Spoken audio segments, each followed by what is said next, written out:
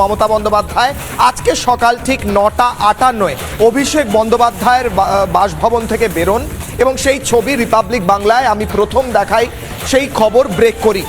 খানিকক্ষণের মধ্যে ঠিক 10:09 মুখ্যমন্ত্রী মমতা বন্দ্যোপাধ্যায় একটি সাদা স্করপিওতে সুপ্রিম কোর্টের 1 নম্বর গেটে এসে পৌঁছন এবং না দাঁড়িয়ে সরাসরি সুপ্রিম কোর্টের যে পোর্টিকো আছে সেখানে পৌঁছে যান গান্ধী মূর্তির কাছাকাছি।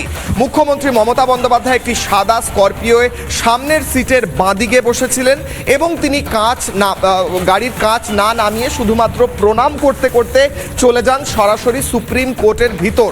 নিরাপত্তা অত্যন্ত কড়াভাবে রাখা হয়েছিল যাতে কোনো সাংবাদিকরা তার কাছে পৌঁছতে না পারেন। তিনি সুপ্রিম কোর্টের পোর্টিকোতে গিয়ে পৌঁছন 10:11 সুপ্রিম কোর্টের পোর্টিকো থেকে নেমে 10:13 1 নম্বর কোর্টরুম যেটা রয়েছে সুপ্রিম কোর্টের, আমি ঠিক দেখাচ্ছি, সুপ্রিম কোর্টের ডোম দেখা যাচ্ছে, চূড়ো দেখা যাচ্ছে, তার ঠিক নিচে একটি করিডোর রয়েছে।